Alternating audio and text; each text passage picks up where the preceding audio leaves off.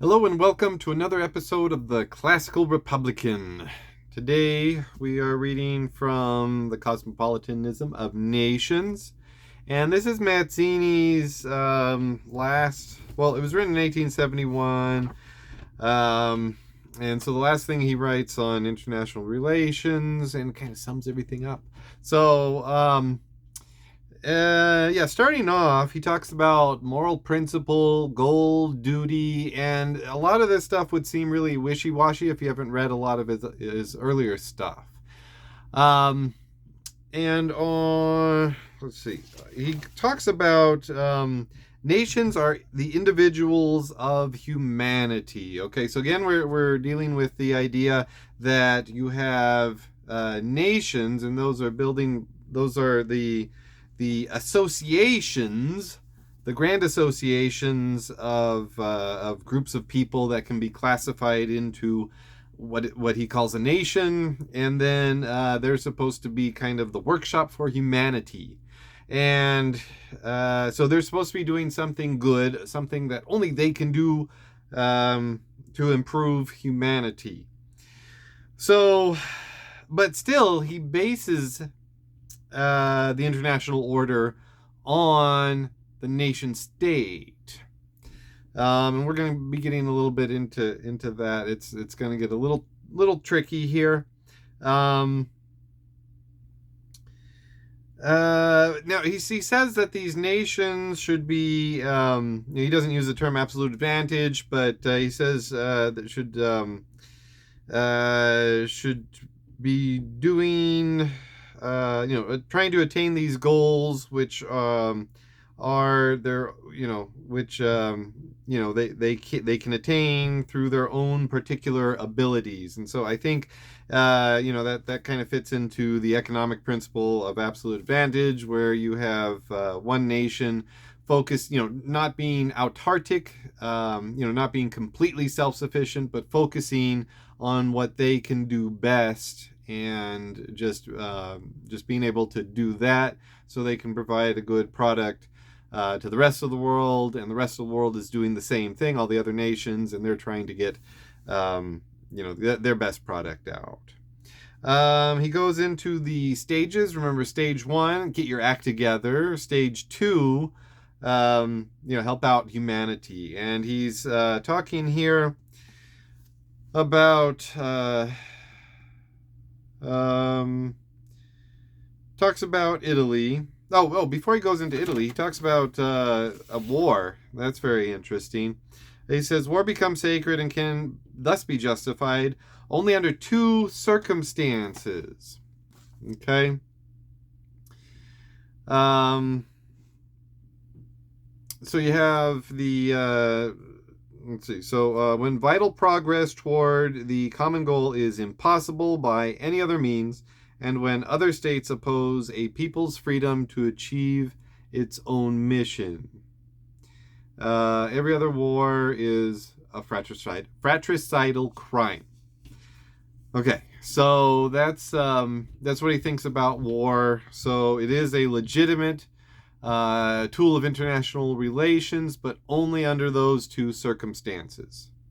One is that basically a war for liberation, and if you're another nation who can help out that nation who's trying to fight for liberation, then you need to help them out.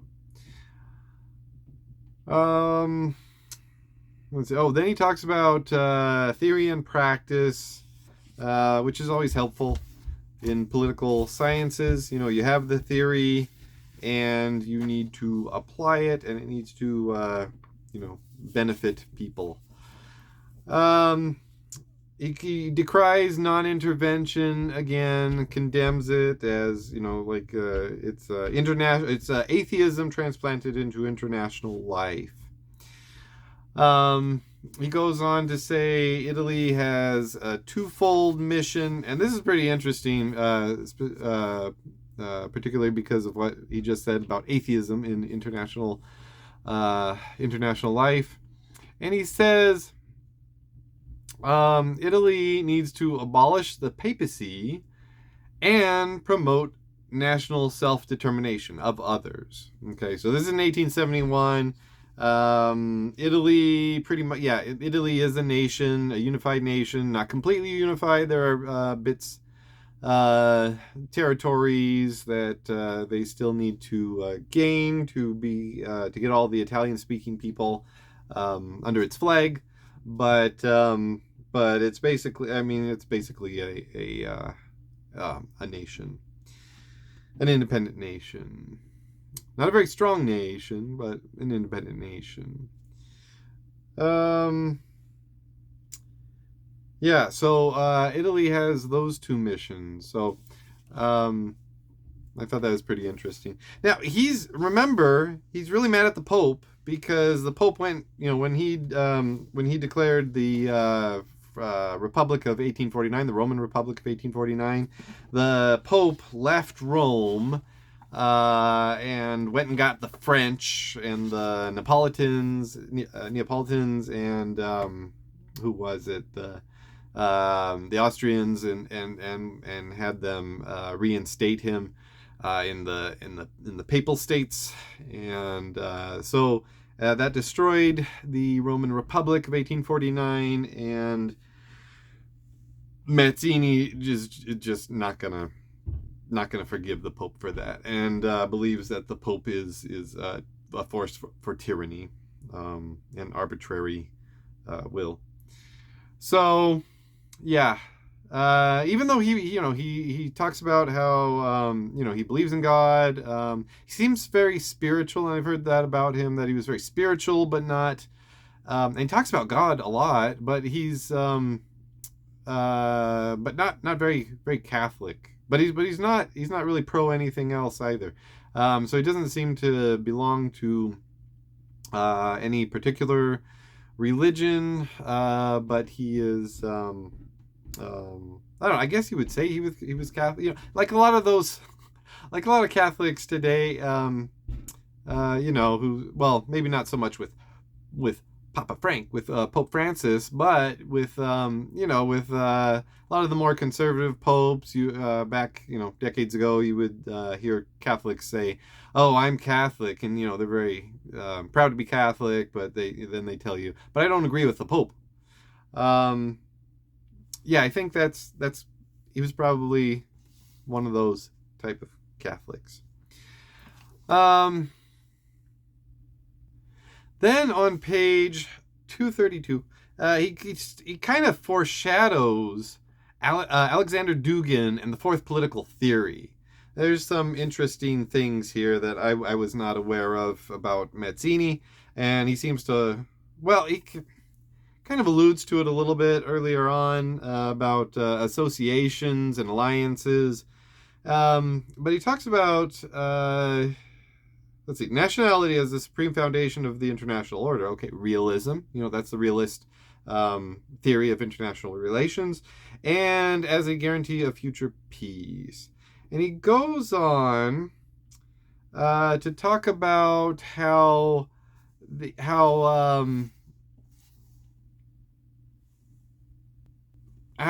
Italy needs to unite with other countries. And he also talks about he says, unified nations secure in their independence and possibly with free confederations among them as guarantee against violent international coalitions. He says that there should be an Iberian Peninsula Confederation with Portugal and Spain, Swiss Confederation, turn that into a broader Alpine Confederation with the addition of Savoy and German Tyrol, and achieve the Scandinavian Union, as well as the Republican Confederation of Holland and Belgium. And then he says that Italy should ally with the Slavic family. So that's interesting. And then later he says, okay, yeah, the Illyrian Slavs, and that kind of makes sense because you have a lot of Italians in Illyria.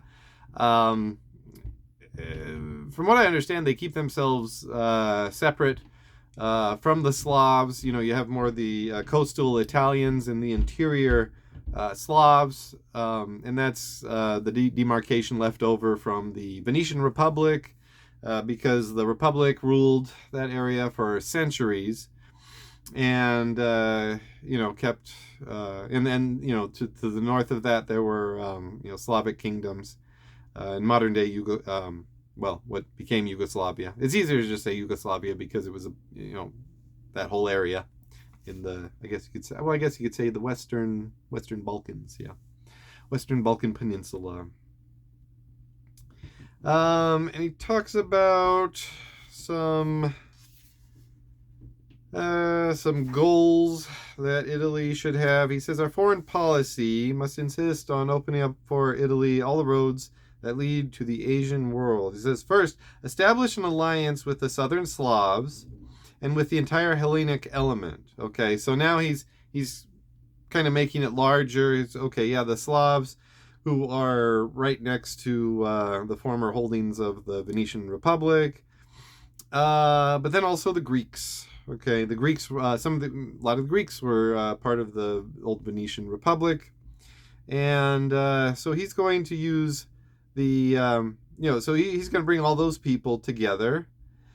And then second, systematically increase the Italian influence at Suez and Alexandria. So, I mean, there is some history there, but those were trade relations with old Italian republics like Genoa and Venice. Maybe some others, I can't remember. And then he says, third, invade and colonize the Tunisian lands when the opportunity presents itself. He says that. So, yeah, that's a little troubling. Yeah, so that's where it got really troubling. So there I'm gonna end it with that writing on the principles of international relations. So if you're steeped in international relations theory and history like I am, you can see how much influence he had on President Wilson of the United States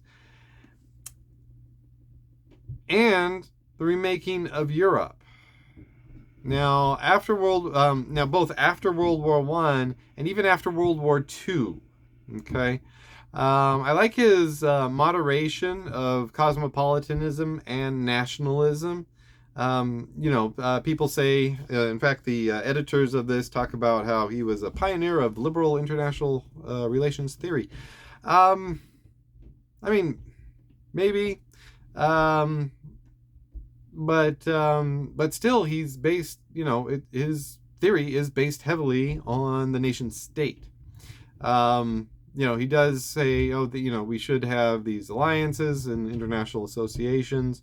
But what are they based on? The nation state. So, I don't know. I wouldn't put him. I wouldn't put him squarely in the international relations theory of liberalism. He kind of fits in both. I'd call him a moderate, a little bit pragmatic too. But in this writing, he does seem much more cosmopolitan in this final piece rather than in earlier writings. And I would like to talk about the imperialism / colonialism that he's advocating here. It really pains me that he would provide justification for empire in the way of civilizing the savage. But in this regard, he is probably just a product of his time. A lot of people would have felt similar, that we have a mission. It's our duty. We should be good people and try to go civilize these people who are less civilized, and so maybe that's just it. And